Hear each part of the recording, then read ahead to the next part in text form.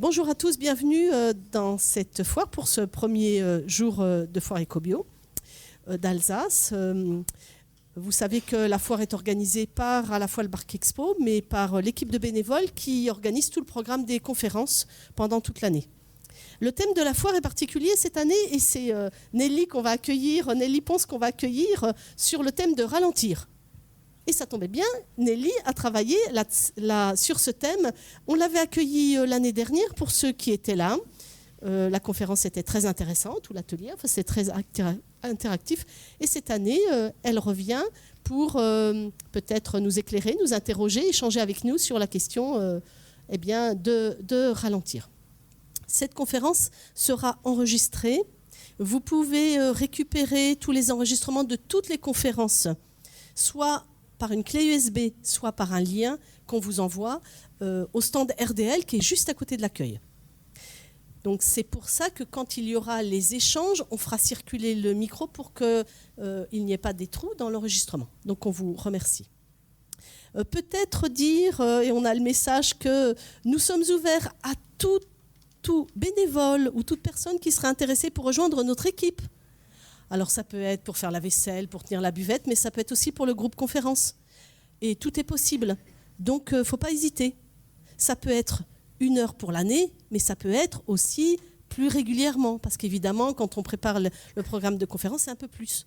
Mais c'est très sympa et c'est une belle aventure. Donc il ne faut pas hésiter.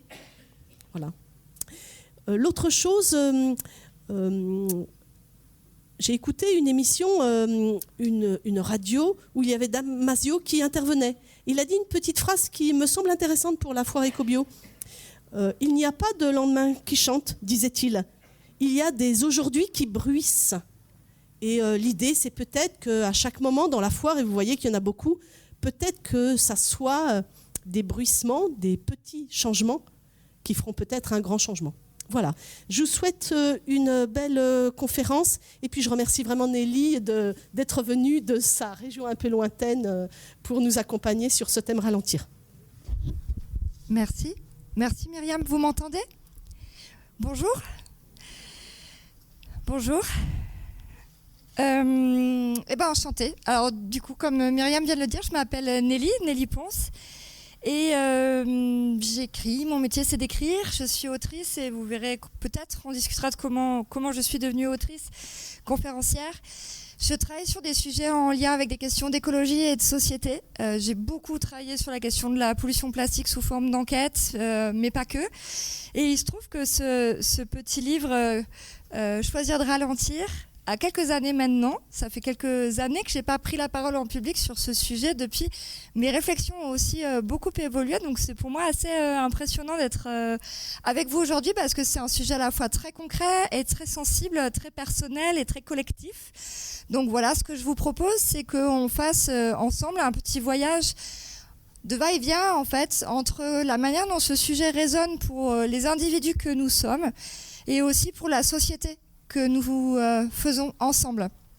Et j'ai envie de commencer par vous entendre, vous demander pourquoi vous êtes venu à cet espace-là en particulier. Est-ce qu'il y a des angles, des aspects de ce sujet qui vous interpellent, vous questionnent ou sur lesquels vous-même avez un lien fort ? Et je vous propose déjà ce petit partage rapide avant que je vous dise ensuite d'où je vous parle exactement. Est-ce que ça vous va ? Est-ce que quelqu'un a envie de commencer juste à partager ça peut être de dire enfin, ce que vous voulez, quoi. Est-ce que vous avez entendu ? Donc là, c'est vraiment la question du rythme et de l'expérience Covid où on a peut-être, un certain nombre d'entre vous aussi, ont pu ressentir ce moment où le rapport au temps changeait de nature, où on pouvait être plus dans une temporalité respectueuse de nos désirs et comment ne pas se faire happer à nouveau par la frénésie de notre société. Est-ce qu'il y a un autre témoignage, un autre angle ou un centre d'intérêt dans ce sujet? C'est un sujet qui est vaste, hein, on peut partir dans plein de directions différentes. Au moins, ça m'aide à savoir d'où vous venez. Oui. D'accord. Vous avez entendu peut-être le rythme de la technologie. Le monde du travail qui a changé. Fut un temps, on était au rythme du courrier. Aujourd'hui, on est dans l'instantanéité qui est liée au mail et à toute la technologie. Et donc, la question et l'envie d'échange, c'est notamment sur comment est-ce que dans ce monde du travail, où il y a cette forme de culte de l'urgence, en fait, culture de l'urgence, où tout est prioritaire, voilà, comment est-ce qu'on peut arriver à travailler là-dessus? Une dernière intervention, personne? En début, c'est toujours plus dur, mais on échangera après si vous préférez. Bonjour. Ok. Eh bien, du coup, je vais vous dire d'où je parle par rapport à ce sujet, pourquoi, et ensuite je vous expliquerai aussi pourquoi j'ai choisi ce terme de ralentir qui questionne et qui, en tout cas, je m'en suis rendu compte après la sortie du livre, n'est pas interprété de la manière dont moi je l'entendais. Donc ça va être chouette aussi de parler de ce terme-là. Il se trouve qu'il y a 10 ans, j'ai fait ce qu'on appelle communément un burn-out, c'est-à-dire que je suis passée en phase finale du processus du syndrome d'épuisement professionnel. Donc c'est un processus, on appelle souvent burn-out, différentes étapes de ce processus, mais il faut savoir que c'est un syndrome qui conduit à un épuisement physique, psychique et émotionnel profond, qui prend différentes formes. Ça peut être notamment des crises cardiaques, des AVC, des suicides, des accidents peuvent être attribués à un burn-out. Dans mon cas, ça a été une incapacité à me lever un matin. Alors il semblerait que c'était soudain, et puis évidemment au fur et à mesure des années et de la convalescence, j'ai appris à décrypter les différentes phases et tout ce que je n'avais pas respecté. On parlait déjà tout à l'heure de respect, en fait, de temporalité, de corporalité. Et donc il y a 10 ans, d'un coup, d'un seul, tout s'est arrêté pour moi. J'avais 33 ans, j'étais maman d'un jeune garçon de 2 ans, je vivais à la campagne, j'avais un métier passionnant, déjà engagé dans le milieu associatif, écologie, donc a priori pas du tout dans les clichés du cadre surmené dans les grandes villes, et pourtant ça m'est arrivé à moi aussi. Donc juste pour passer rapidement, mais vous donner un ordre d'idée de la profondeur de ce qui m'est arrivé, à partir de ce 1er juillet 2013, il m'a fallu 3 ans pour revenir dans la vie. Et je n'ai jamais pu revenir dans ma profession précédente. J'étais directrice d'une association. Et donc, c'est comme ça que je me suis mise à écrire il y a maintenant 7 ans, puisque en fait, il n'y avait plus grand-chose que je pouvais faire. J'ai été licenciée pour inaptitude, travailleur handicapé, et je suis passée par toutes ces étapes que traversent un certain nombre de gens qui vont au bout d'un syndrome d'épuisement. Et donc, quand j'ai commencé à écrire, j'ai d'abord écrit un tout petit livre qui est sur le jardin, ça n'avait rien à voir. Et puis, ça s'était bien passé et mon éditeur m'a demandé ce que j'avais envie de faire et je leur ai proposé de choisir de ralentir. Du coup, c'était tout ce que j'aurais aimé comprendre et apprendre finalement avant de tomber, toutes les questions que j'aurais aimé me poser, puisque comme toute personne qui traverse ces processus, je suis passée par les phases de déni, d'acharnement, de non-écoute, même de soignants qui pouvaient me dire « Oula, ça va pas ». Donc, c'est de là que je vais vous parler aujourd'hui. Et en même temps, c'est un sujet que j'ai pas envie d'enfermer dans la case développement personnel, juste l'individu qui doit prendre en main tout seul sa propre santé dans une société qui est malade de mon point de vue. On pourra en discuter si vous voulez. C'est pour moi un sujet qui est profondément sociétal, collectif et systémique. Et du coup, je vais vous faire voyager dans ma pensée aujourd'hui, qui navigue, comme je le disais en introduction, entre l'individu et la société. Ça, c'est d'où je parle. La première chose qui me paraît importante, c'est de prendre conscience, mais si vous êtes là, je pense que cette phase, vous l'avez déjà passée les uns les autres, c'est de prendre conscience de l'accélération du monde. La modernité a profondément changé notre rapport au temps. Quand vous regardez, on a gagné ces 100-150 dernières années énormément de temps. On travaille beaucoup moins, l'espérance de vie est bien meilleure, on se déplace plus vite, on communique plus vite, on a un certain nombre de machines, l'électroménager en particulier, qui nous facilitent la tâche, rendent les choses plus rapides. Mais à chaque fois, on se rend compte que toute innovation est corrélée avec une augmentation de la consommation. Et il y a donc en fait cette course en avant, c'est-à-dire que cette promesse du progrès qui était celle de par la machine, par la technologie et l'innovation, de libérer l'homme qui allait pouvoir retrouver du temps, mais finalement cette partie-là de la promesse ne s'est pas déroulée. On pourrait dire presque qu'on n'a jamais autant eu de temps et on n'a jamais autant eu la sensation d'en manquer dans notre histoire. Donc il y a ce rapport au temps qui est très ambivalent et qui est lié à notre société, à notre modernité. Il y a un penseur qui est sociologue et philosophe que j'aime beaucoup, qui est peu connu en France, qui s'appelle Hartmut Rosa. Peut-être que certains d'entre vous le connaissent. Et c'est un des penseurs de l'accélération. Il a écrit des bouquins très universitaires. Faut s'accrocher pour les lire, mais sinon il est en interview dans plein de radios. Vous pouvez aussi avoir accès à sa pensée différemment, mais qui sont vraiment intéressants. Et lui, il a démontré qu'en fait, cette accélération était le fruit même de la modernité, et même plus que ça, en fait, elle ne peut pas s'en passer. Ne serait-ce que pour se maintenir à flot, elle doit continuer d'accélérer. C'est son fonctionnement, c'est inhérent à son propre fonctionnement. On doit continuer d'innover, de se perfectionner, de produire plus. Une entreprise, quelle qu'elle soit, ne peut pas se contenter de faire la même chose que l'année d'avant. Tout entrepreneur le sait, il va vous dire, il faut que je croître, il faut croître. Comment on dit ? Il faut que je croisse. Merci. J'ai eu une grosse journée de route, de train, je suis un peu crevée. Donc on ne peut pas retourner au niveau de l'année dernière. Il faut toujours plus, toujours aller de l'avant. Et ce qu'il démontre dans ses travaux, c'est le fait que c'est vraiment inhérent à cette modernité. Si on ramenait ça à un corps, on pourrait dire qu'un coureur, par exemple, pour se maintenir à flot, pour garder son niveau, devrait courir chaque année plus vite. On voit bien où ça peut mener. Et donc, en fait, ça pose déjà la question de la limite. Jusqu'où est-ce qu'on peut aller comme ça ? Et il se trouve que, collectivement, on sait déjà depuis 1972, depuis le Club de Rome et le fameux rapport Meadows qui a étudié les limites de la croissance, que la croissance indéfinie dans un monde fini, ce n'est pas possible. Et je pense, et je ne suis pas la seule à le penser, qu'on est arrivé dans un moment extrêmement charnière par rapport à cette question en fait, de l'accélération. Et du coup, ce qui est important, c'est de regarder ses conséquences. Pour pouvoir continuer cette course frénétique en avant, on doit augmenter la pression sur les ressources et sur les êtres. Sachant que dans notre monde du travail, nous sommes de la ressource humaine. On fait partie des ressources qu'on doit continuer d'aller chercher. Aujourd'hui, on le sait au niveau de la biosphère, au niveau des ressources naturelles, on prélève au-delà de la capacité que la biosphère a à se régénérer. On pourrait se poser la question finalement pour nous aussi. Je vais faire sans arrêt ce parallèle entre l'humain, je vous parlais d'individuel et de collectif, ce qui m'anime aussi c'est ce parallèle entre l'humain et le vivant dans son ensemble. Et donc ce qu'on appelle les ressources naturelles, c'est en partie du vivant, il faut pas l'oublier. Donc ça, c'est une des premières conséquences. Après, dans les conséquences, du coup j'ai pris des notes pour vous, j'ai réfléchi dans le train pour mettre à jour un petit peu tout ça.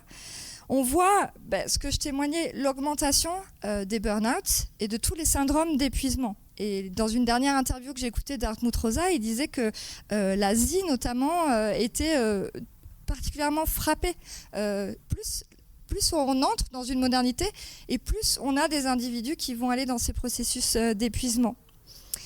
On a évidemment tout ce qui est lié au changement climatique, à l'effondrement de la biodiversité, et puis quelque chose qui est montant dans notre société et qui, je trouve, devrait nous alerter aussi particulièrement, c'est la santé mentale qui décline, et notamment la santé mentale des jeunes. Je ne sais pas si autour de vous, vous avez des cas de jeunes où les taux de dépression, notamment depuis le Covid, ont explosé. Ce qu'on appelle communément la phobie scolaire, mais qui emprunte énormément de symptômes à l'épuisement, en fait, au burn-out, est aussi extrêmement croissant. La maison de Solène à Paris, c'est une maison d'adolescents qui a été créée il y a peut-être une quinzaine d'années, accueillait principalement des adolescents qui arrivaient pour des troubles alimentaires au départ. Aujourd'hui, la cause première d'arrivée des adolescents, c'est cette fameuse phobie scolaire. C'est ce fameux épuisement, en fait, de l'enfant et de l'adolescent. Donc ça, c'est un phénomène qui est montant aussi et qu'on peut relier, je pense, à cette accélération. Il y a une enquête qui a été faite, un sondage auprès de jeunes de 16 à 25 ans dans plus de 10 pays, nord, sud, international, pays compris. 75% des jeunes se disent effrayés par le futur. Donc c'est le cadre de pensée que je vous propose d'adopter ensemble aujourd'hui, puisque la question de choisir de ralentir, elle est aussi, et on le disait tout à l'heure, comment faire quand tout autour de nous est organisé différemment. C'est ça qui est difficile. Et donc, on pourrait dire, je pense qu'on est dans un moment assez charnière de notre histoire, puisque depuis toujours, je crois que les anciens ont pu dire qu'ils travaillaient pour laisser un monde meilleur à leurs enfants. C'est quelque chose qu'on a toujours entendu. On nous a transmis ce qu'on pensait de mieux. Quelqu'un qui, par exemple, n'avait pas eu accès à l'école, à la scolarité, faisait tout pour permettre à son enfant d'avoir accès à ça. Qui, aujourd'hui, peut garantir à son enfant ou à son petit-enfant qu'il aura un avenir meilleur? C'est un tournant. Et c'est dans ce cadre-là qu'on se situe. Et donc, j'aime bien m'appuyer sur ce que... mais avant de vous reparler, parce qu'Hartmut Rosa, il n'a pas fait que penser la catastrophe, il a aussi pensé qu'est-ce qu'on peut lui répondre. Et lui, justement, il ne propose pas la notion de ralentissement. Lui, il dit c'est pas un enjeu de ralentir ou de slow life. Il propose autre chose dont je vais vous parler. Mais moi, je vais quand même vous parler un peu de cette question de ralentir parce qu'elle m'anime. Quand on parle de ralentir, on imagine toujours une question de vitesse et de cadence. Mais de mon point de vue, c'est pas uniquement ça. Personne n'a envie qu'un pompier soit lent. Par exemple, on a besoin de doser la cadence par rapport à des niveaux d'urgence, par rapport à des niveaux de priorité, par rapport à un dynamisme qu'on peut avoir, une envie de faire plein de choses, et pourquoi pas. Mais c'est ce culte de l'urgence permanent, peut-être, contre lequel on peut essayer d'entrer en résistance aujourd'hui. Et donc, ralentir, pour moi, c'est pas du tout être au ralenti. Et c'est pas non plus cette question de cadence. Mais je vais vous partager, pour écrire ce petit livre, j'avais ouvert le Larousse. Et dans le Larousse, j'étais allée chercher la définition de la lenteur. Et il était écrit, mot pour mot, manque de rapidité dans les mouvements, de vivacité dans la pensée. C'est-à-dire que là, une toute petite définition comme ça là, elle nous raconte à quel point l'accélération du monde est rentrée dans nos représentations, dans nos esprits et même dans les mots qu'on utilise. Puisque j'imagine que vous savez qu'il y a toute une philosophie de la lenteur. Il y a tout un tas d'écrivains, de poètes qui ont fait l'éloge de la marche, de la contemplation, de la poésie. C'est-à-dire que par cette définition même, c'est comme si on négligeait totalement la beauté du monde et la capacité que nous avons en tant qu'être humain à être touchés par cette beauté et cette poésie. On dénigre absolument. On doit être rapide. C'est devenu une qualité. Donc déjà, la question, c'est comment on fait au travail. Il y a tout un... Enfin, je ne sais pas quel travail vous faites ou quel travail vous faites tous les uns ou les autres, mais il y a en France un peu cette culture de « je ne dois pas partir avant parce que je vais être mal vu ». Vous savez, dans les pays anglo-saxons, c'est l'opposé. En fait, quand quelqu'un reste trop tard au bureau, ça veut dire qu'il ne sait pas s'organiser. Donc, en général, c'est un mauvais élément. S'il a besoin de rajouter des heures de travail, c'est qu'il n'est pas efficace pendant ces heures de travail. Donc, vous voyez, en fait, à quel point tout ça, ça se joue dans notre façon de percevoir les choses. Mais pas uniquement sur le plan individuel, mais vraiment là, pour le coup, sur le plan collectif. Et on peut se retrouver prisonnier de ces choses-là. Donc, moi, j'aime bien quand même ce terme de ralentir, parce que je trouve qu'il fait appel, justement, il convoque un peu toute la philosophie de la lenteur, même s'il ne s'agit pas tous de changer absolument nos vies, nos rythmes de vie jusqu'à ce niveau-là. Il rappelle à quel point on a besoin de réenchanter notre présence au monde et de lutter justement contre cette productivité permanente et ce culte de l'urgence. Donc voilà pourquoi j'aime encore, malgré tout, ce terme de ralentir. Après, qu'est-ce que ça nous raconte par rapport à ce rapide état des lieux que je vous ai fait au départ? Comme ce coureur qui doit accélérer chaque année, il va se heurter aux limites de sa corporalité. Et donc pour moi, ce sujet, il nous raconte à quel point nous avons besoin de réintégrer la limite.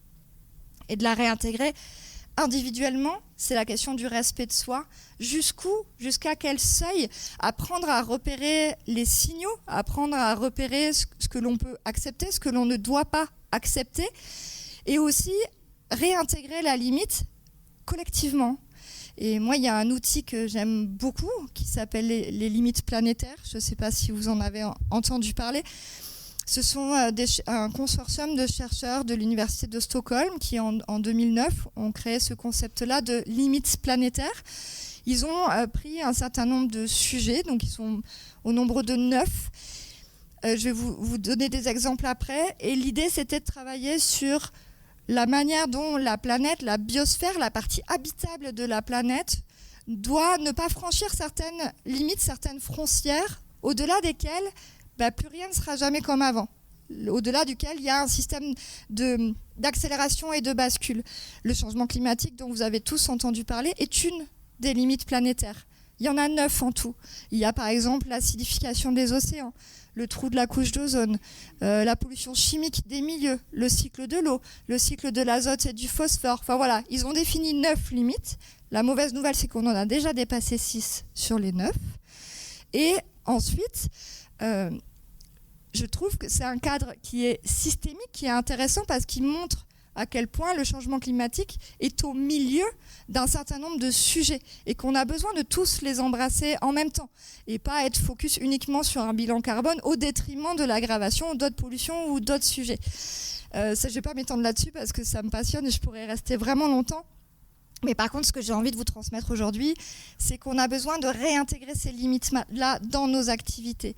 À un moment donné, pour la durabilité, pour pouvoir dire un jour à nos enfants, ça y est, nous aussi, on va pouvoir enfin dire qu'on va essayer de vous laisser à un monde meilleur que celui qu'on a eu, et ça va être de réintégrer tout ça dans ces limites-là.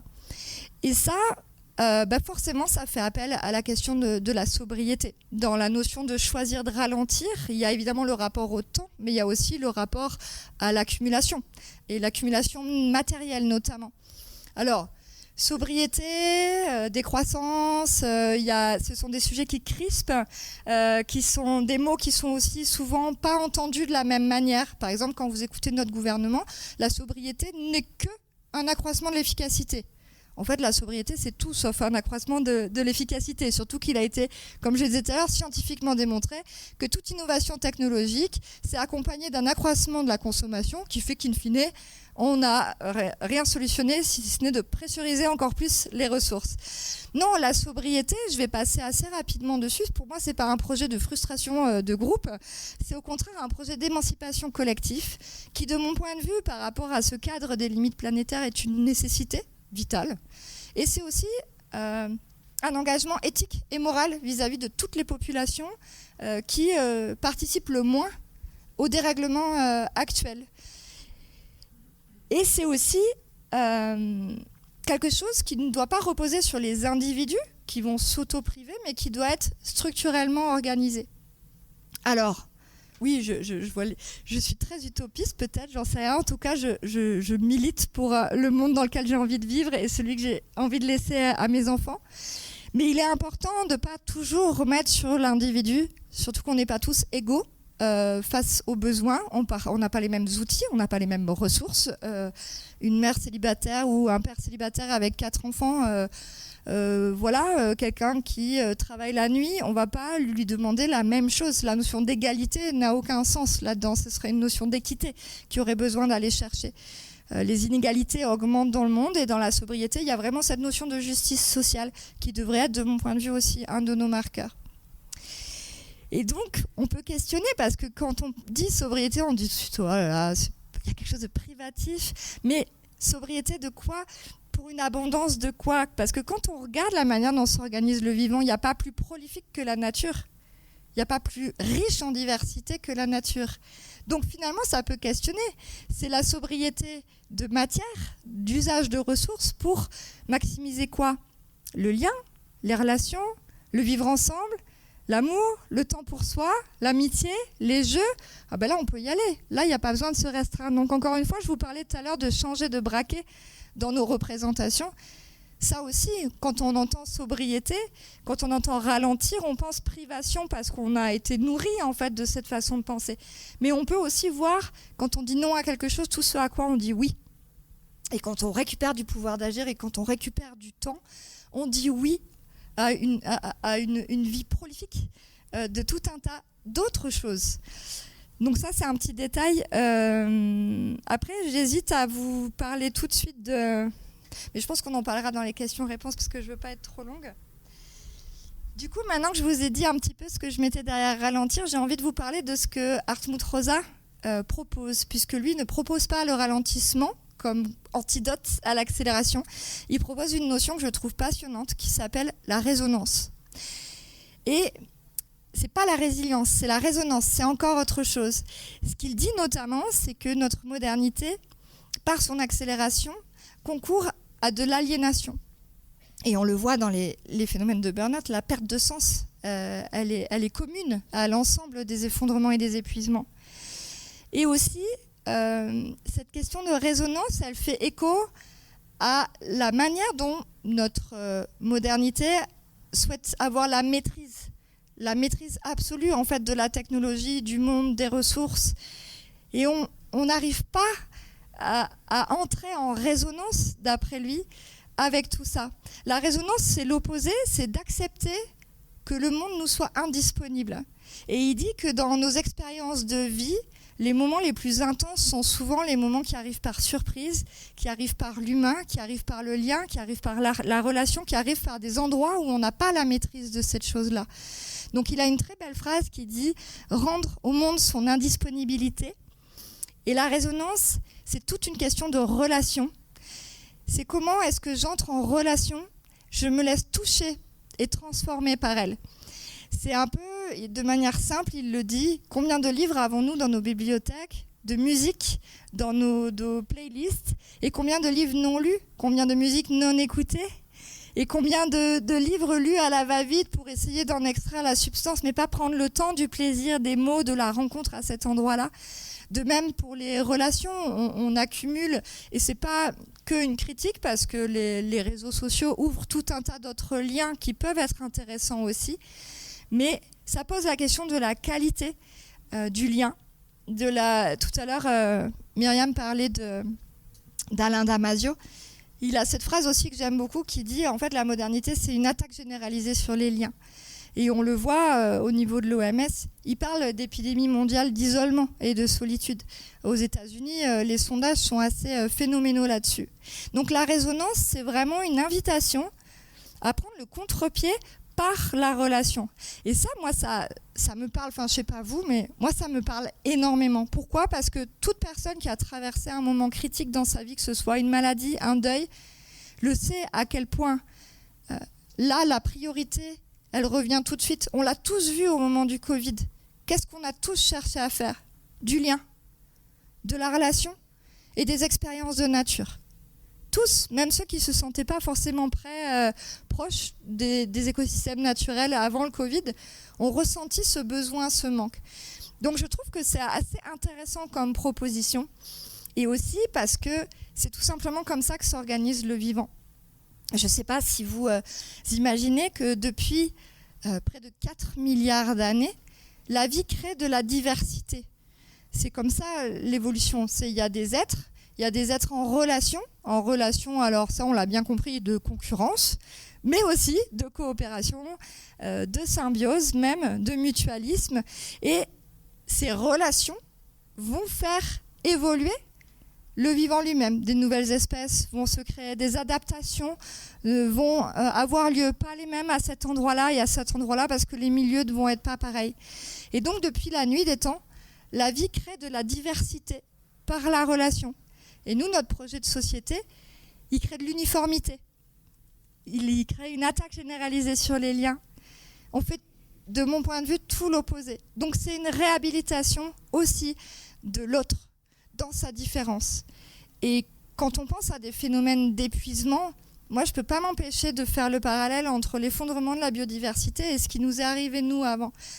Avant, on avait une diversité culturelle au sein de l'humanité qui donnait différentes manières d'être au monde, de voir le monde, de le percevoir, de l'habiter.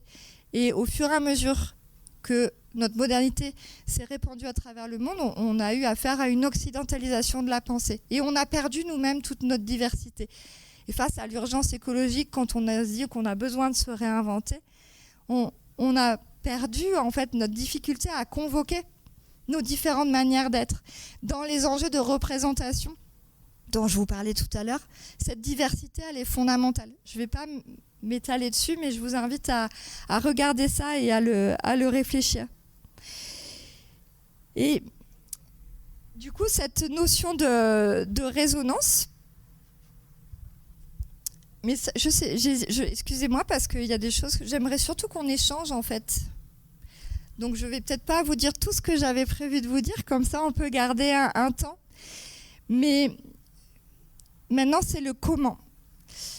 Dans des petites choses que j'ai apprises en traversant cet épuisement profond, je me suis rendu compte que au-delà de tout ce que je viens de vous raconter, qui est essentiel, à titre individuel en tout cas, et je crois que c'est le cas de beaucoup d'entre nous, survaloriser la partie cérébrale de notre être, l'intellectuel.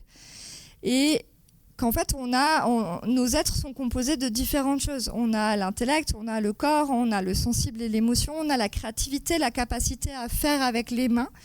Et du coup, dans les petites choses où on se dit comment se respecter, pour moi, il y a quelque chose qui est important, c'est d'aller alterner. Il y a la question d'alternance. On disait tout à l'heure, on ne peut pas rester sans arrêt sur un niveau d'urgence. Il y a alterner les cadences et il y a aussi alterner ce qu'on va solliciter en nous. Et c'est pour ça que vous voyez des études scientifiques qui vous disent que côtoyer un jardin, ne serait-ce que jardiner aussi les mains dans la terre, vont avoir des vertus antidépresseurs, calmantes, etc. Donc c'est important, en tout cas dans un mode d'urgence, on va dire, pour tous ceux qui se sentent très pressurisés, de commencer à explorer les différentes composantes de leur être. Maintenant, comment on fait quand la société n'est pas organisée pour ça? Et bien ça, je veux bien qu'on le discute ensemble, parce que je pense que vos témoignages sont aussi importants. Personnellement, je n'ai rien transformé dans mon travail ou mon entreprise puisque j'en ai été éjectée pour des questions de santé. Donc, je n'ai pas cette expérience-là. Moi, ce que je peux en revanche vous dire, c'est qu'il existe, notamment pour votre question, madame, ce qu'on appelle le droit à la déconnexion. Peut-être vous dire que dans les phénomènes justement d'épuisement qui peuvent nous inviter à nous ressaisir un petit peu avant, il y a cette question de vie personnelle, vie professionnelle brouillée. Et c'est vrai que ce culte de l'urgence et cet avènement de la technologie qui fait que en fait, on sort du boulot, mais on n'a pas tiré le rideau. C'est des points d'alerte qui sont très forts. Et aujourd'hui, la loi est organisée quand même autour de ça. Donc, ce qui peut être intéressant au sein de votre entreprise ou votre association, je ne sais pas où vous travaillez, ou votre institution, c'est de regarder est-ce que cette loi est appliquée, voilà, et comment. Et après, il y a l'autodiscipline. Je ne sais pas si vous voyez Étienne Klein, un physicien qui a travaillé pour une revue Projet à un moment. Le titre, c'était « Je suis débordé, donc je suis ». Il y a aussi dans ce sujet, au-delà de tout ce que je vous disais sur les raisons systémiques et sociétales, il y a aussi à se regarder en face sur le côté extrêmement valorisant. Ça rejoint les représentations. On se sent valorisé dès lors qu'on est débordé. Je ne sais pas si ça vous parle, ça. Même les grands-parents aujourd'hui ont plus de temps. Voilà. Donc ce rapport au temps, ce rapport au faire, c'est comme s'il avait remplacé la capacité à être. C'est comme s'il y avait une peur du vide et du silence, une difficulté aujourd'hui à faire redescendre. C'est pour ça que tout ce qui va être lié au corps et aux expériences de nature vont être fondamentales parce qu'elles vont nous aider à redescendre dans notre corporalité et du coup à redescendre un petit peu de cette frénésie parce qu'à la fois elle nous est imposée et à la fois on est aussi les premiers en fait à se sentir valorisés à l'intérieur de ce processus-là. Donc c'est toujours un va-et-vient en fait, ce n'est pas que la responsabilité à l'extérieur, il y a aussi besoin de regarder quel est notre propre rapport à ces choses-là. Est-ce que vraiment on a envie de ralentir? Qu'est-ce que ça impliquerait dans nos vies? Est-ce qu'on est prêt à franchir ce cap-là? Et ensuite, comment est-ce qu'on peut tenter de pousser aussi ces questions-là sur un plan collectif pour toutes les raisons que j'ai essayé de vous évoquer avant? Et si vous le voulez bien, moi je veux bien qu'on échange, qu'on soit plus en lien, que je ne vous fasse pas pendant une heure un blabla comme ça. Il y a une dame là. Brigitte, il y a plusieurs années, j'ai fait aussi un burn-out. Je voulais parler de la notion de rapport à la notion de temps. C'est-à-dire qu'à l'époque, j'étais dans une grosse institution, adjointe d'un chef de service régional, et j'ai subi beaucoup de pression. Et j'ai compris On m'a demandé à un moment donné, alors que j'étais en burn, on m'a dit, le médecin que j'avais vu avait très bien compris, et il avait dit, vous parliez de rapport à la nature, etc. Faites quelque chose qui vous plaît vraiment. Et à l'époque, j'avais envie de commencer le tai chi. Et là, je m'étais dit, mais c'est inconcevable. Déjà que j'ai 2 enfants en bas âge, je rentre, il est 19h, je pars le matin, il est 7h30, comment je vais pouvoir faire? Et cette notion de rapport au temps, c'est pour ça que je veux témoigner, c'est que quand on voit qu'on ne peut plus, on se dit mais c'est même inconcevable de rajouter 2 minutes à ce qu'on fait. J'ai réussi à mettre 2 heures par semaine. J'avais gonflé, le stress me faisait gonfler, j'étais devenue complètement bouffie. Et au bout de plusieurs semaines de ces 2 heures de plus par semaine, dans lesquelles j'ai inséré mon tai chi, je me suis aperçue que j'avais dégonflé, que je m'étais réancrée. C'est pour ça que la notion de temps est complètement subjective en fonction de la situation qu'on vit et des émotions que l'on ressent. Et en ayant intégré ces 2 heures, alors ça peut être n'importe quoi, hein, ça peut être de la marche, ça peut être, comme vous dites, promenade dans la nature ou autre, mais moi je sais que je m'étais réapproprié mon corps, je m'étais réapproprié le temps. Les gens autour de moi m'ont dit mais qu'est-ce que tu as fait, tu t'es complètement changé. Et c'était juste ces 2 heures de tai chi. Ce que je veux dire, c'est que en fait, on a un rapport qui est perverti au temps quand on est sous stress, quand on est... et alors que là, le fait d'avoir choisi cette activité pour moi, alors que je me suis dit c'est inconcevable de le faire, au bout de 2 mois, j'étais complètement transformée, j'avais plus de symptômes, parce qu'après, avant tout cela, j'ai fait une dépression, et j'ai pas été soignée par des antidépresseurs. Hein. C'était très très bons homéopathes qui m'ont pris en charge. Mais tout ça pour dire que il faut changer notre rapport au temps et ne pas hésiter à prendre plus de temps, mais pour faire des choses qui nous font du bien. Oui, merci pour ce témoignage parce qu'il raconte plusieurs choses. Il raconte cette fameuse case dans l'agenda dont on peut tous se doter, se ressaisir à un moment donné, parce et moi en ce moment je suis repartie là-dedans aussi, de pas prendre ce temps-là. La notion de temps, c'est aussi la question de prendre le temps. Et c'est vraiment une question de disponibilité à l'instant. Et je faisais un plaidoyer pour la relation et le lien. Ça demande une disponibilité intérieure que nombre d'entre nous perdons de plus en plus. Donc il y a cette dimension-là dans votre témoignage. Il y a la dimension du corps aussi, dont effectivement j'ai parlé, parce qu'on se rend compte que c'est ce que je disais de manière un peu théorique, dans réintégrer la limite, en fait, c'est que dans notre corporalité, il y a des choses qu'on ne peut pas pousser plus que ce que le corps, à un moment donné, d'une manière ou d'une autre, il va réagir. Et du coup, c'est aussi retrouver quelque part cette confiance dans notre corps, dans notre intuition, on va dire la partie la plus animale de nous-mêmes. Et sur le rapport au temps, en fait, on ne peut pas beaucoup changer, on ne peut pas tant agir autour de nous sur ce culte de l'urgence, etc. Mais il y a une notion sur laquelle on peut travailler, c'est le temps perçu. Et qui ne va pas du tout être le même si vous voyagez en avion, en train ou en voilier. Vous n'avez pas du tout la même perception du temps. Et moi, j'ai une expérience aussi à vous partager, c'est que quand j'ai été vraiment en épuisement profond, donc j'avais perdu toute connexion avec le corps, c'est pour ça notamment que j'insiste, c'est-à-dire qu'avant de vraiment sombrer, j'avais plus faim, plus soif, plus envie d'uriner, plus rien, quoi. Je ne ressentais plus rien. Et donc, il a fallu que je réapprenne comme un enfant. Et pour ça, il fallait que je mette un réveil à sonner. Toutes les heures, par exemple, pour dire, voilà, est-ce que j'ai besoin de répondre à des besoins de mon corps Et je me suis rendu compte en faisant ça qu'en fait, le temps ne passait pas du tout de la même manière quand je mettais mon réveil à sonner. Et comme j'étais sujette au stress, je n'arrivais plus à supporter le stress. Si j'avais un rendez-vous, une demi-heure avant, j'arrêtais mon activité. Je me disais, j'ai plus le temps de rien faire. Je me mettais un peu dans cet état d'entre-deux et de stress. Et j'ai décidé à ce moment-là d'expérimenter, de mettre le réveil à sonner à cet endroit-là aussi. Ça a tout changé. C'est incroyable quand en 20 minutes ou une demi-heure, quand vous êtes serein, la notion du temps qui passe n'est pas du tout la même. Le plaisir que vous avez à faire ce que vous êtes en train de faire change totalement. Alors que quand vous êtes en train de surveiller le temps en permanence. Donc effectivement, chacun peut... Après, c'est très personnel ces choses-là. C'est pour ça que j'y vais un petit peu moins. Je préfère que ce soit partagé sous forme de témoignage.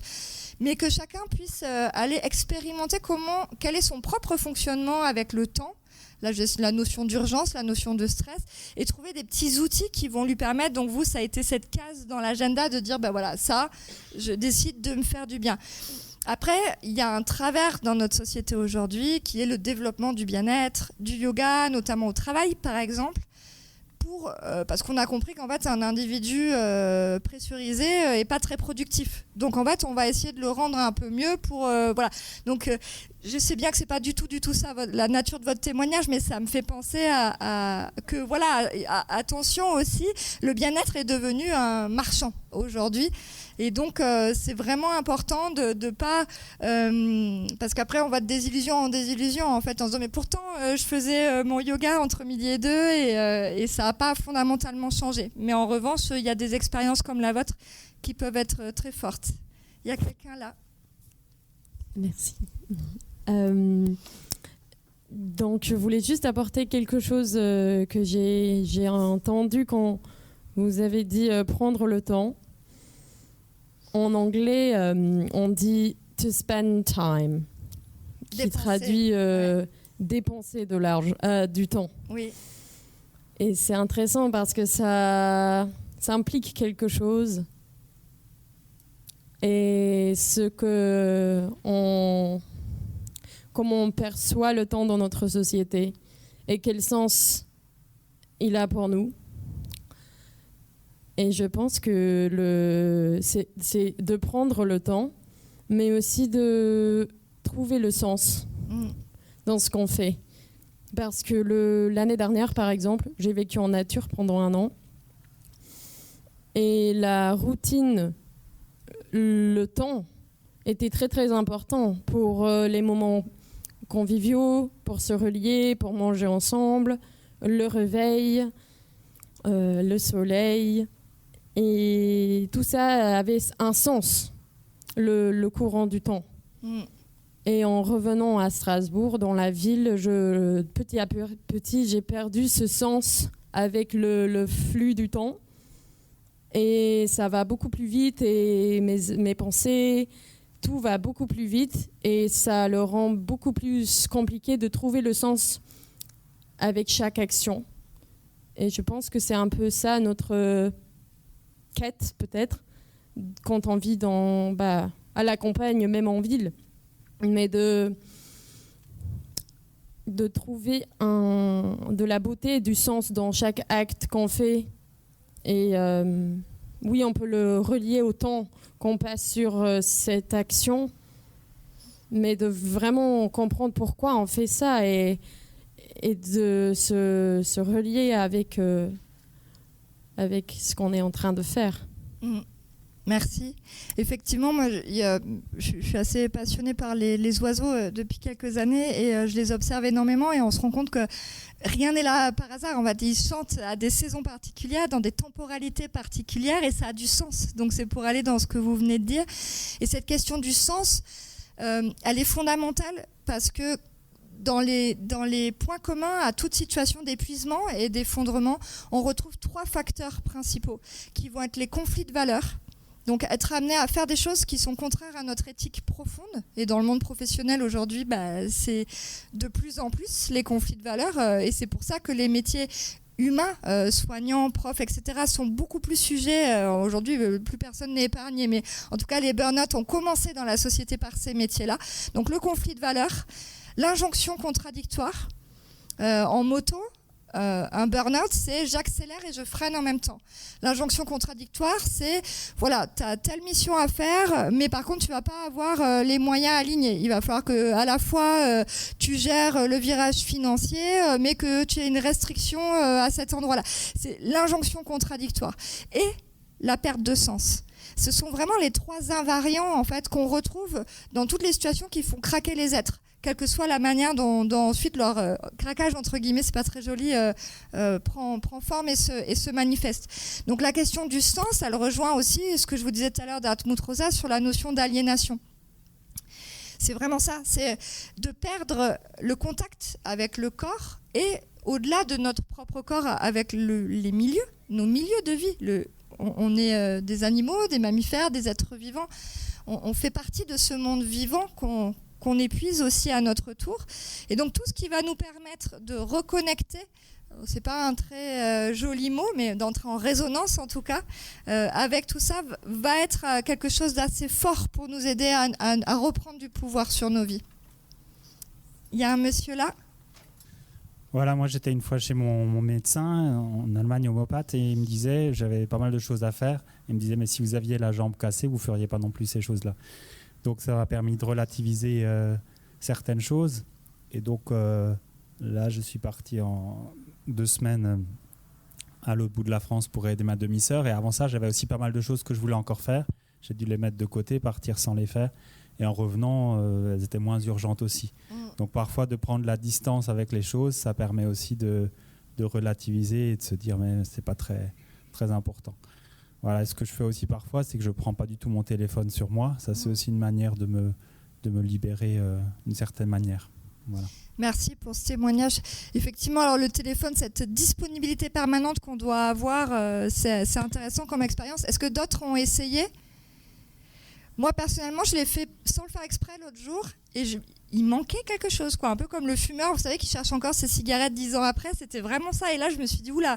Donc, le lien au numérique et au téléphone, ce sont des petites choses qui sont intéressantes d'expérimenter. Et ce que vous disiez juste avant sur la jambe cassée, j'ai envie de rebondir là-dessus parce que c'est intéressant, justement, notre rapport à la santé mentale. C'est justement ça, on va accepter que quelqu'un qui va avoir une jambe cassée ou en tout cas qu'il y a un problème physique, ça va être beaucoup plus accepté dans notre société. Mais il ne faut pas oublier qu'en 1946, l'OMS, quand elle a défini la notion de santé, elle l'a définie non pas comme une absence de maladie, mais comme un état de bien-être complet qui inclut physique, mental et social. Et ça, c'est quelque chose que j'ai découvert il n'y a pas longtemps parce que personne n'en parle, de la santé sociale. Donc ça rejoint tout ce qu'on est en train aussi de discuter là. Donc voilà, merci. Voilà, j'aime bien la direction que vous avez donnée à ce sujet. Ça m'évoque ce que disait, je ne sais pas, quelqu'un qui est connu, le nom ne me revient pas, je crois que c'est un astrophysicien, et il proposait juste de se poser là, de se dire une toute petite phrase en sentant ce qui se passe à l'intérieur de nous. Il disait, dites juste, j'existe. Et sentez ce que ça vous fait. Moi, souvent, je propose de dire souvent aussi, je m'aime. Et sentir ce que ça fait. Et j'ai une troisième proposition, ça vient d'un collègue psychopraticien. Lui, il disait, mais peut-être je dis souvent à la personne de se poser la question, qu'est-ce qui serait juste ici et maintenant pour moi, pour me sentir mieux. Voilà, je ne sais pas si ça vous aide. Merci pour ces propositions. J'imagine que ça va résonner chez certains d'entre vous. C'est là que je m'aventure souvent peu. Je préfère que ce soit en échange parce qu'en fait, ce sont des sujets qui sont très intimes et très subjectifs. Et donc, ce qui va fonctionner... moi, j'ai essayé de tirer des grandes lignes, des invariants pour vous proposer ça. Mais effectivement, après, chacun va pouvoir s'en saisir avec sa sensibilité, avec son être, avec sa manière. Et là-dessus, il n'y a pas de... Il n'y a pas de vérité, quoi. Il y a vraiment plein de façons d'approcher les choses. Est-ce que quelqu'un d'autre a envie de... Oui, du coup, moi je suis enseignante. Donc j'ai réuni le trio dont vous avez parlé avant et puis j'ai fait mon joli petit burn-out ensuite. Et parce que j'étais très malheureuse et que je me rendais compte que mes élèves dans ma classe étaient très malheureux. Et ça rejoint un peu ce que vous dites aussi où... ils sont de plus en plus mal et que les cabinets de nos psychologues sont aujourd'hui remplis de nos petits jeunes. Et là, ça a été l'institution. Ma cocotte, l'institution, elle sera toujours là. Donc, tu as 2 choix. Soit tu démissionnes, mais bon, c'est con parce que tu aimes bien ton métier, quoi. Tu aimes enseigner, tu aimes transmettre. Ou alors, ça a été l'institution, tant pis, elle sera toujours là et j'essaye de m'en détacher. Et donc aujourd'hui, je m'en détache. Je suis devenue un très mauvais professionnel pour mon institution parce que je ne réponds pas à leurs injonctions. Ouais. Mais par contre, mes élèves, ils aiment venir dans ma classe, ils aiment apprendre. Quand mon élève me dit « Maîtresse, c'est trop cool ce qu'on fait, c'est trop cool ce qu'on apprend, on est bien dans la classe », et pour moi, j'ai gagné. Et tant pis si on me considère comme une mauvaise professionnelle au niveau de mon institution. Merci. Vous pouvez... Ça, juste, tout à l'heure, vous savez, j'étais là avec ma fille, je leur dis pas, c'était un peu là que j'avais envie d'arriver, c'était sur cette notion de... Ce que vous dites, c'est presque de la désobéissance par endroit, en tout cas de la résistance. Et quand on s'intéresse, comme je suis par ailleurs conférencière sur des sujets qui peuvent être très anxiogènes, vous l'avez vu quand je vous parle des limites planétaires, des pollutions, etc. J'ai beaucoup affaire à cette jeunesse engagée ou cette jeunesse qui va fondre en larmes, qui va dire mais comment on peut avoir envie d'enfant. Enfin voilà, tout ça, ça fait partie de mon quotidien. Donc je réfléchis beaucoup en fait à quoi répondre, comment accompagner, parce qu'on peut pas juste arriver avec un sujet comme ça. Et comment est-ce qu'on accompagne ? Et donc j'ai lu un petit peu sur tout ce qui était éco-anxiété, phobie scolaire, etc. Et en fait, ce qu'on appelle éco-anxiété, c'est un ensemble de symptômes qu'on peut ressentir, qui n'est pas que de l'anxiété d'ailleurs. Il peut y avoir de la tristesse, de la colère, du désespoir. En tout cas, c'est pas lié, c'est pas une pathologie et ça doit pas être pris de manière médicale, parce que c'est pas tant lié au fait qu'on se sente pas bien dans le monde qu'au fait que, malgré tout ce que la science nous raconte, nos dirigeants ne font pas du tout ce qu'il faut. Donc en fait, finalement, c'est un signe de bonne santé mentale que de se sentir angoissé dans la société d'aujourd'hui. Et donc ça questionne en fait la place, surtout pour les jeunes, quelle place est-ce que j'ai envie d'occuper dans ce monde-là ? Et ça m'amène à ces questions de résistance et notamment d'action, puisque les spécialistes qui travaillent sur l'éco-anxiété disent que la meilleure antidote, c'est l'action.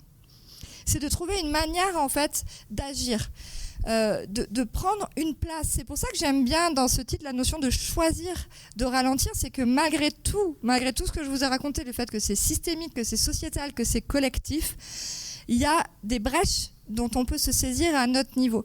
Et les jeunes qui se sont mis en mouvement, avec lesquels je suis en lien, témoignent que dans le faire ensemble, ils retrouvent énormément de joie aussi. Donc voilà, votre témoignage me fait penser à ces notions-là, en fait, ces notions de, à un moment donné, voilà, où se situe la violence, où se situe la normalité, où se situe le syndrome ou la pathologie, et voilà, et comment est-ce qu'on navigue ? Donc bravo, parce que dans les institutions, c'est quand même les endroits qui sont les plus difficiles à faire bouger. Et par rapport au fait de quitter son métier ou pas, aux questions que vous vous posez, ça se fait énormément aujourd'hui. C'est même un phénomène qu'on appelle la grande démission. Il y a des entreprises qui ne trouvent même plus de jeunes à embaucher. Pourquoi ? Parce que la question du sens, comme la jeune femme l'a soulevé tout à l'heure, c'est qu'en fait aujourd'hui, et ça c'est moi ça me donne beaucoup d'espoir, c'est un signal faible de notre société, les jeunes n'ont plus envie d'aller travailler pour ça, ils ont envie de construire autre chose. Alors pas les jeunes, ça veut rien dire, hein, une partie de la jeunesse. Et il y en a qui l'ont fait évidemment de manière très tonitruante, c'est les fameux discours de grandes écoles où ils vont dire bah, ça y est, maintenant on a notre diplôme, on va pas venir travailler pour vous. Mais après, voilà, où est-ce qu'on se situe ? Parce que si c'est bifurquer et aller, que tout le monde aille faire son potager, au moment, comment est-ce qu'on prend place dans la société ? Donc tout ça, c'est des questions qui sont passionnantes et il n'y a pas une réponse. Ça peut être comme vous, de l'intérieur, de dire bah, je m'affranchis d'un certain nombre de choses, je prends des risques, c'est une prise de risque, hein, clairement, mais à un moment donné, je retrouve du sens, je retrouve un épanouissement. Ça peut être de déserter et d'aller faire complètement autre chose quand on est notamment dans des structures vraiment pour le coup très pathogènes. Des fois ça peut être d'aller faire autre chose. Et après, moi je crois aussi beaucoup au lien et à l'exemplarité, c'est-à-dire quelqu'un qui va oser à un moment dire moi à telle heure je décroche. Je ne répondrai pas à mes mails, je ne céderai pas, comme l'a dit monsieur tout à l'heure, je ne céderai pas à l'injonction et à l'urgence qui m'est imposée. Encore une fois, c'est une prise de risque. Quand ce n'est pas la culture de l'entreprise, c'est compliqué de faire ça. Mais ceux qui le font témoignent souvent qu'ils sont suivis après. Et il peut y avoir des cultures de service, peut-être pas d'entreprise entière, mais qui changent grâce à ces épiphénomènes-là, en fait. Sachant qu'attention, le droit est avec vous. Hein. Il y a c'est encadré ça. Est-ce qu'il y a d'autres personnes qui ont envie de témoigner encore ? Alors, je pense qu'on a déjà répondu un peu à cette question. Je voulais dire que l'important, pour moi, n'est pas synonyme systématiquement d'urgence. Et donc, j'ai eu aussi, je m'occupais d'une association, j'ai eu 2 mails importants, mais qui sont tombés dans les indésirables, que j'ai eu une semaine après. Et l'association, elle est toujours vivante, elle est toujours là, quoi, en fait. Donc je voulais dire ça. Oui, tout à fait, c'est ce que disait monsieur, je suis revenue. Moi, quand j'avais 25 ans, j'étais dans un travail où voilà, il y avait une échéance sur un projet européen, j'étais complètement en stress, je travaillais avec une avocate qui me mettait la pression en me disant faut absolument rendre le dossier à tel et tout. Paf, mon compagnon a un grave accident, je suis off quelques jours, le temps du soin intensif et tout ça, et je me dis, bon, ils ont géré. Il y avait une urgence, quelqu'un a pris le dossier, a géré l'urgence. Je suis revenue, ça m'attendait sur mon bureau. Mais comme ça. Et du coup, je disais, mais personne ne s'en occupe. Non, finalement, ça pouvait attendre. Donc oui, en fait, on a... Qu'est-ce qui est vraiment urgent ? Enfin, qu'un pompier se dise, là, il y a une urgence vitale, les 8 minutes, c'est les 8 minutes. Oui, on est d'accord. Mais dans la plupart de nos métiers, en fait, on se rend compte, comme vient de le dire monsieur, que l'important n'est pas forcément l'urgent. Moi, maintenant, je suis dans un métier un peu différent, mais des fois, les mails où il y a écrit urgent en objet, je fais exprès de ne pas répondre. Je supporte pas ça. C'est pas une urgence, désolée. C'est l'urgence, elle est ailleurs. Et donc choisir de ralentir, c'est aussi travailler individuellement sur redéfinir nos priorités. Qu'est-ce qui est vraiment important ? En général, ce sont les accidents de la vie qui nous font ça. Quand on le disait tout à l'heure, une maladie, un deuil, quelque chose qui se passe, on revoit tout de suite. D'ailleurs, la relation, elle revient tout de suite. Les proches, la relation. Mais bon, c'est dommage d'attendre un trauma de la vie quand même pour avoir un peu un réveil comme ça. Ce qui est intéressant, c'est de revoir cette question de qu'est-ce qui est important pour moi ? Va pas être la même chose que pour vous, madame, ou que pour vous, monsieur, mais qu'est-ce qui est important pour moi ? Quelles sont mes priorités ? Et savoir délester un petit peu le reste, et puis savoir faire attendre. Moi, j'ai une amie qui fonctionne encore à plus de 300 mails jour, qui me dit, moi, si on me relance pas, je pars du principe que c'est pas important. Donc maintenant, elle répond plus en première instance. Et elle attend, alors bon, c'est un peu... Mais bon, c'est sa stratégie à elle, pourquoi pas, quoi. Merci. Après, je pense qu'il y a aussi la question de redéfinir les besoins, parce que dans nos sociétés, il y a aussi beaucoup de besoins qu'on va définir comme indispensables. Et je pense que la question, elle est aussi là, du coup, de savoir qu'est-ce qui est vraiment indispensable à faire, de quoi on a vraiment besoin, parce que le temps est aussi beaucoup relié par rapport à l'argent qu'on va en recevoir derrière. Et donc si on est mieux capable de savoir de quoi on a vraiment besoin aussi, on peut aussi plus se poser des limites et donc un peu regagner du temps ou lui redonner du sens aussi, quoi. Ouais, tout à fait. Il y a des calculs parfois qui sont faits. Alors, malheureusement, je n'ai pas les chiffres exacts en tête, mais ils ont comparé une voiture et un vélo, le temps, la vitesse moyenne d'une voiture, la vitesse moyenne d'un vélo, et le temps qu'il faut travailler pour se payer la voiture, l'assurer, la réparer, etc. Et du coup, ils ont mis à plat tous ces critères. Au final, on allait plus vite en vélo. Donc vous voyez en fait que la définition des besoins et le rapport au temps, il est complètement... En fait, c'est très relatif tout ça, quoi. Donc il y a une réalité, c'est qu'on est dans un monde qui nous crée des besoins, toujours plus. C'est ce que je disais un peu en introduction. En fait, ça, c'est une réalité. À l'intérieur de ça, comment retrouver du pouvoir d'agir, de redéfinir ses priorités, ses besoins ? Là aussi, c'est pas donné à tout le monde et on n'a pas tous les mêmes ressources, on n'a pas tous là-dessus, j'invite à beaucoup de tolérance en fait les uns envers les autres parce qu'on part pas tous du même endroit, on n'a pas tous exactement les mêmes besoins et encore une fois, les inégalités sociales sont énormes. Mais oui, voilà, les redéfinir aussi, repartir du besoin. En travaillant sur le plastique, par exemple, on se rend compte que finalement, remplacer les sacs en plastique, ça peut être assez facile. Mais souvent, je cite l'exemple des sacs en tissu. Ok, c'est super, on a moins de plastique. Combien avons-nous de sacs en tissu dans nos placards ?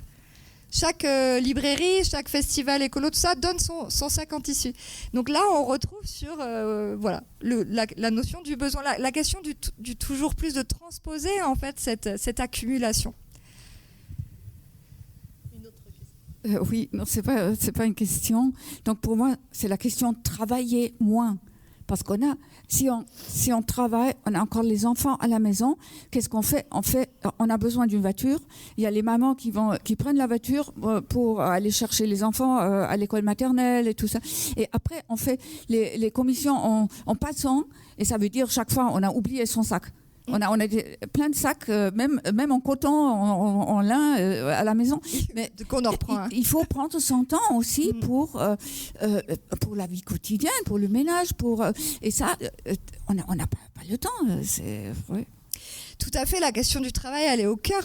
Elle est au cœur de ces sujets-là. Il y a des régions ou des pays qui peuvent expérimenter la notion du revenu de base, en fait. Donc il y a vraiment, encore une fois, plein de façons d'approcher la question du travail. Un économiste qui s'appelle Éloi Laurent, qui a critiqué un petit peu l'indicateur du PIB, justement cette fameuse indicateur économique basé sur la croissance, en disant mais on pourrait très bien changer d'indicateur et par exemple prendre la santé. Parce que pas de santé humaine sans santé des écosystèmes, donc le social et l'écologie, on arrive à tout regrouper. Donc voilà, tout ça pour dire que ça, ce sont des choix de société après. La manière dont on va placer le travail au centre, ce qu'on va demander. Merci, au revoir. Donc la question du travail est importante. Il y a, je crois, un livre, alors je ne saurais pas vous le dire, mais il y a une chercheuse qui a travaillé là-dessus ces derniers temps. Donc il y a le livre de Timothy Parrick, Ralentir ou périr. Donc lui, il l'aborde vraiment sous la notion axe économique. Moi, je ne suis pas économiste, mais du coup, c'est hyper intéressant d'aller regarder. Et récemment, je n'ai pas son nom, mais il y a quelqu'un qui a dit « Travaillons moins ». Donc j'imagine que ce bouquin va vous intéresser. Je vous invite à aller le regarder. Comment ? Il y a Paresse pour tous, qui est un roman, j'ai mangé le nom de l'auteur, mais qui est assez drôle. Alors en fait, lui, c'est un roman. Le personnage, c'est un économiste qui prêche pour moins travailler. Je crois que c'est 2 heures par jour. Et il se présente aux élections présidentielles avec ce programme. Et donc, c'est hyper drôle parce qu'évidemment, il va être élu. Évidemment, il va être hyper embêté pour mettre en œuvre son programme. Donc ça s'appelle Paresse pour tous aussi sur la question du travail. C'est très... Parce que du coup, ça l'aborde sous un angle assez drôle. Et bien en même temps, toutes les questions qui peuvent se poser sont finalement posées dans le livre. Est-ce qu'il y a encore d'autres ? On a parlé des choses, on aurait pu parler de plein d'autres choses. Mais voilà, j'ai essayé de vous transmettre en tout cas ce qui me tenait à cœur. Une autre question là.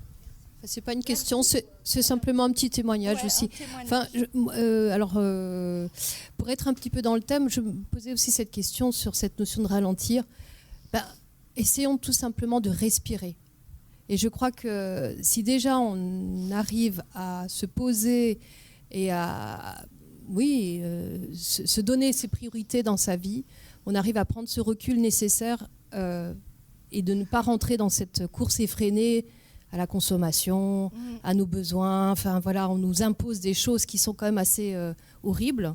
Et je pense que quand on a cette prise de conscience, en respirant, en étant simplement là, et puis en se disant, bah oui, on a cette chance de pouvoir vivre, de pouvoir profiter de chaque instant et de voir le monde un peu autrement et de se dire, je prends les meilleurs moments qu'il y a et puis je me nourris de tout ça.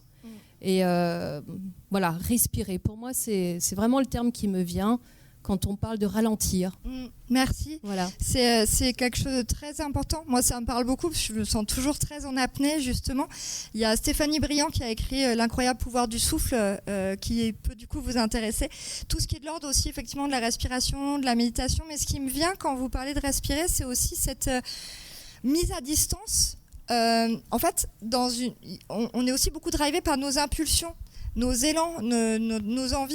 Et donc, à un moment, que ce soit par votre proposition de respirer ou d'autres choses, mais de décaler en fait entre le moment de l'envie, ça répond à la question des besoins aussi, et l'action en elle-même, on peut se rendre compte qu'une heure après, non, finalement, j'y tenais pas tant que ça à cette chose-là, que ce soit une chose à faire, à avoir, qu'importe en fait. C'est aussi de recréer cette distance-là, de se dire, des fois de remettre au lendemain, procrastination comme on dit, ça a la vertu qu'il y a plein de choses qui, un peu comme on disait avec les urgences tout à l'heure, tiens bizarrement, on revient, c'est plus urgent, c'est pareil, ça a la vertu de faire tomber un petit peu et ça peut nous aider aussi à nous dire, voilà, ça c'était vraiment important, ça finalement, voilà. Est-ce qu'il y a une autre question ? Ou témoignage, ou intervention. Oui. Je vous sens bien silencieux, bien calme. Je vous ai endormi ? Non. Non, ça va ? Vous respirez. En tout cas, moi, il y a quelque chose qui m'a beaucoup parlé, c'est cette fameuse alternance des rythmes dont je vous ai parlé tout à l'heure. J'ai l'impression un peu maladroitement, mais moi, ça m'aide beaucoup. Et ça rejoint un petit peu les propositions qui ont été faites. C'est vraiment de dire, j'essaie, alors chaque jour, c'est pas possible, mais j'essaie que admettons, chaque semaine, je fasse travailler différentes composantes de moi-même. Travailler, c'est un gros mot, je crois. On va essayer d'en dire un autre peut-être. En tout cas, que je convoque et que je sollicite différentes parties de moi-même. Parce que quand on sort d'un épuisement, c'est-à-dire au bout de 2 ans, c'est là qu'on m'a dit, en fait, vous reprendrez jamais, c'est pas possible. Et donc, vous n'êtes plus en arrêt maladie, vous allez aller au chômage. Mais comme vous pouvez pas chercher du travail, il va falloir faire un dossier de travail handicapé, etc. C'est vraiment à cette époque-là que j'ai construit cette alternance. Parce que je me suis rendu compte qu'il était important que les activités, ce qu'on est amené à faire, nous nourrissent autant que ce que ça nous coûte. Moi, j'avais tellement puisé dans mon énergie vitale que je n'avais pas le choix. Mais je me dis, ça peut être intéressant à expérimenter, même sans être allé aussi loin. Se dire, c'est comme des vases communicants. Si on n'est que dans ça sort. On parlait de spend time tout à l'heure, de dépenser cette énergie. Et moi, ce que j'ai trouvé dans l'alternance des rythmes, c'est justement une manière d'alimenter, de nourrir mon être, finalement, de manière extrêmement différente. Encore une fois, après, ça va s'incarner très différemment pour chacun d'entre vous. Mais ça peut aider aussi à faire redescendre d'un cran. Donc moi, je marche, je jardine, je bricole, on retape notre maison avec les mains, et en même temps, j'écris des livres, et en même temps, là, je suis avec vous, on échange plein de choses. Voilà, d'essayer que chaque partie de vous-même soit nourrie. En fait, ça me paraît assez important. Quand on a fait quelque chose avec ses mains, enfin, je sais pas vous, mais moi, je ressens une énergie, une joie, quelque chose. Voilà, donc c'est aussi des choses que vous pouvez explorer. Et le rapport au temps n'est pas le même. En fait, c'est lent de bricoler. Quand on a envie de bien faire, c'est aussi renouer avec du toucher, avec d'autres sens. Voilà, c'est des choses que vous pouvez explorer aussi. Et ne sans jamais oublier, je me permets toujours de le dire, c'est la dimension politique quand même de ce sujet-là. Qu'il est pour moi important de ne pas lâcher. On a besoin de construire cette société où on ne va pas devoir développer sans arrêt des stratégies pour lui résister. Voilà. Merci. Je suis encore là un petit peu si vous avez envie d'échanger avec mes livres ou pas. Merci.